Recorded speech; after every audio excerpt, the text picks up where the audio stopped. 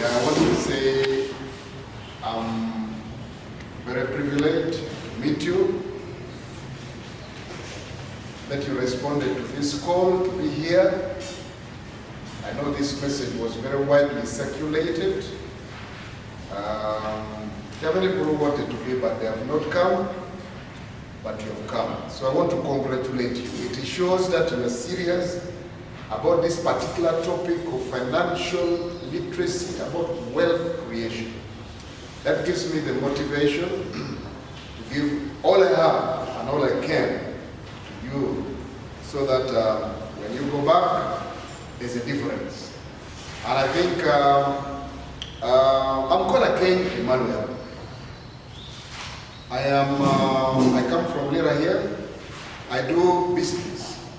I'm a teacher by profession. I'm also an agriculturalist by profession. But most importantly, I work at Hill City as the director. I am also a businessman. I do some agro processing in town here. I'm also a farmer. I keep chicken, especially layers. And right now, we are growing fresh fruits and vegetables. So I do a mixture of things. But above all, I am someone who is passionate to share the skills that I've learned over time with people. Being a teacher and being a small educationist, I am committed to all my life to be teaching what I know. I may not be teaching in the classroom, but what I know, I want to be teaching all my life. About this training, wealth creation and financial literacy, I have conducted it several times. In small groups, in invited spaces, but I thought that it is time to give to an audience that is willing and interested. So the objective is to share my experiences, what I have learned on how money works, to share the principles from wealthy men and women who have impacted on me and have changed my financial trajectory. I want to share that knowledge with the people who are like me, who say, my finances need to change. That is why we are here for this training today. The principles that I've learned along the way have shaped my behavior, my action, my businesses, and what I believe. And those principles have now made me very far from who I was. I am not yet where I want to be financially, but I am on the journey. I'm on a path, and I'm seeing the results. And the principle that has helped me to solve these money issues, I mean, they are very clear about what I can do and what financial results I can get. I've tested them over time through many businesses. I've tested them by teaching to other people, and I've seen that the results is the same. That when you understand the principles and apply them and use them, the results is the same. So by the time I'm coming to a main hall to talk to people, I am talking about principles that work. And maybe for all of you who has come, legitimate wealth creation takes time. There are many people who tell you, get rich quick. Our formula can make you wealthy quick. I don't go for that. Because when you get quick money and you don't know how that money is earned, you're going to lose that money. The English say, a fool and his money are soon departed. So what I am sharing this morning are principles that have worked for me, are principles that have worked for some people, and I believe that in a few years or so, if you ask me, have you made the wealth? I tell you yes, because I see it working out. These principles does not require you to have a very high education, or actually to have any education. These principles does not require you to be young, or to be working, or to be in an office.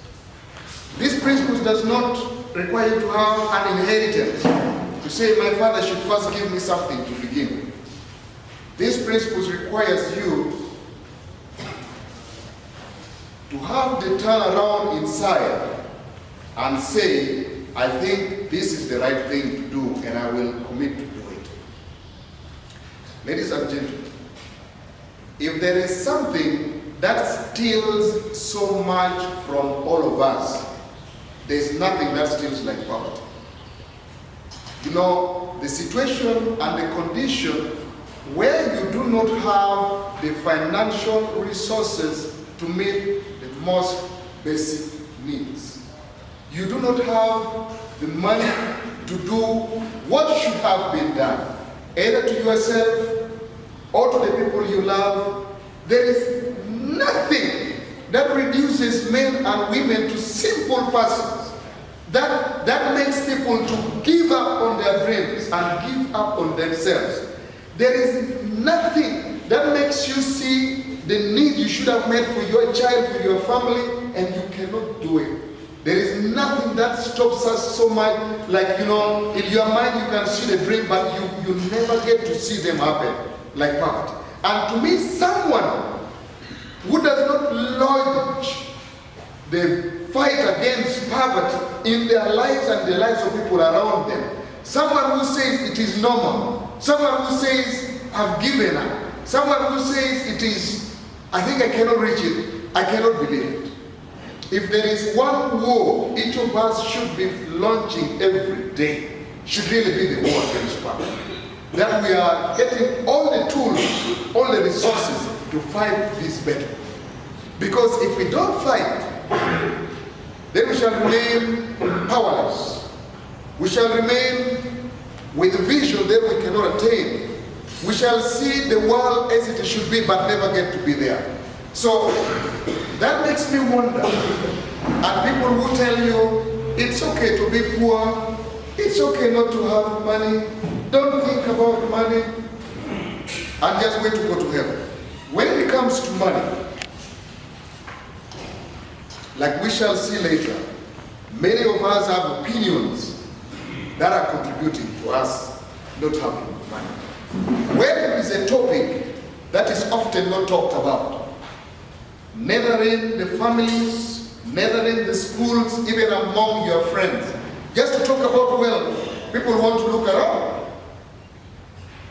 And yet the daily challenges of lack and limitation face us, whether we are parents, whether we are students, whether we are working or not working. We feel the lack. The money is not enough. The money is not there. The money is not growing. This is not there. This is not there. And yet the question that should have, the answer that should have solved that, nobody talks about. Many of us have gone through school, and school does not teach us about money. That's why people who finish and begin to work, they earn good salaries, but 10 years, 20 years, 30 years, there is no significant change. And yet every 30 days they are earning money. That's why some of us start businesses, and the businesses remain the same or die, because we have simply not learned how to handle the money, to be a good steward and help and let it multiply. In the Bible, the question about money, the verses about money and wealth is in over 2,350 verses. And of the 36 parables Jesus talked about 18 of them were about money, finances, resources, and stewardship. It matters to God that we are acting as responsible stewards and getting the financial question correct. This to me is because the case for wealth is very strong. Although most of where we come from we see a lack of money and finances, but the case for wealth is very strong when you make a critical observation in what God has done. the resources or the materials or the raw materials to make wealth is everywhere, including where you've come from this morning. The raw materials needed to make money and create wealth is everywhere. When you look at the land from the agricultural side, you look at the opportunity to serve people around you, people who need something, the resources and the raw materials are available. During discussion time, maybe somebody will tell me where I am, there are no resources. But when you look around, whether in the desert, whether in lands like ours, the resources are available. That tells me that God has not created us to remain poor, because these very resources, there are people who are using them even where we are, and they're creating wealth. So that to me is a strong case that wealth can be God and can be had by everybody too. The energy, the mental ability, the different talents that all of us have tells me that the starting point is there. Because what does the market want? Sometimes the market will want my energy, sometimes it will want my skills, sometimes it will want what I know, and all of us have that. You know, even if you don't have any work that you go to do, but you have the energy that you can sell and start with. If we move from this street and go up to the other side and come back, we'll find there's somebody who needs some energy. So we have inside of us, and the most difficult part is that most of us, when they're counting what they have to create wealth, they don't count what is inside of them, who they are, the skills, the brains, the different things they can create. They say, I have nothing. I have nothing to start. And yet there is potential that is being completely unutilized. That is you. You know, even if you have nothing, just you as you are is material enough to begin to earn and have the monetary resources to create wealth. When God looks at how much He has put in the brain, I think sometimes He just wonders, why did I even give them too much? Because at least the scientist tells us that there is too much that we can use this brain to create. But then also thirdly, wherever we are, there is opportunity to serve. You know, where there are people, there's always a need. Where there are people, there's always a need. Some people want something to eat. Some people want someone to entertain them. Some people want somebody to do work for them. There is opportunity to serve. It's like the story you heard about someone who went and they found people without shoes. And then one said, in this place, there is no business. You can't do work. And another one says, this is the best opportunity. Each of these people I see is a potential market. So when we look where we are, where we come from, what do those people need? What can you give them? That is evidence that there are people with money in their pocket and waiting for who they can give that money. Someone who can give them what they need. So the question to you is, what can you give them? They will not give you, they will not just come to you and release the money. But they want to, what can you offer? What can you do? Okay, can you wash clothes? Can you take care of a garden? Can you help me do planning? Can you do landscaping? Some people even want somebody who will just encourage them. Can you encourage me? Can you talk to my children and I pay you? So there's all lots of needs that our meeting then brings the money to our pocket. That tells me that the opportunity to create wealth is available and it is only waiting for who is able to step forward and receive. But then number 4 is the pain we feel when we don't have the money. When you don't have the money, it is very painful. both to yourself and to the people that you love. That tells me your body knows there is a better situation. There is a situation where you should have had the money to meet the needs around you. So that pain is speaking. Many times when we have toothache, we are unhappy. But toothache is pain that tells us that something is wrong with the teeth. So when we feel pain in our finances, it is speaking to us that something is not correct. This is not how the Creator intended us to be. Something is missing. And that thing which is missing is what we've come to define today. How do we then resolve it? Because the God who gave you the ability and provides you with the resources, the God who made you strong, the God who has opened your eyes to be able to do something in some department, the God who has given you the resources where you are, that same God cannot again say, I don't want you to use your mind, I don't want you to use the resources, I want you to remain poor. It cannot be. It simply means that we have not understood the principles that God wants us to use to transform what is around and to be the good steward, that is earning and multiplying the resources that comes to us. And many of us are praying many times, God, have you forgotten?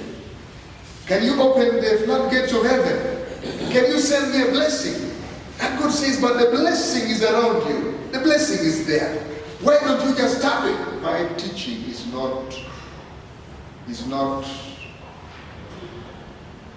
a preaching. But I have picked most of my guiding points from the Bible. Are we together? Most of my guiding principles, I've picked them from the Bible. Because they are principles that do not change. If we read from Deuteronomy 8:18, and I will read from here. It says, and you shall remember the Lord your God. For it is He who gives you power to get wealth, that He may establish His covenant, which is swore to your fathers, as it is to this day. The part I want you to pick from this introduction is that God does not give wealth. God gives the power. God gives the ability. God gives you what is required for you to earn or to make the wealth. I say this because some people think they'll stop at praying. They'll just pray and then one day somebody will give them all the wealth that they desire. God gives you the ability, the power, the resources where you are to create the kind of wealth that you seek.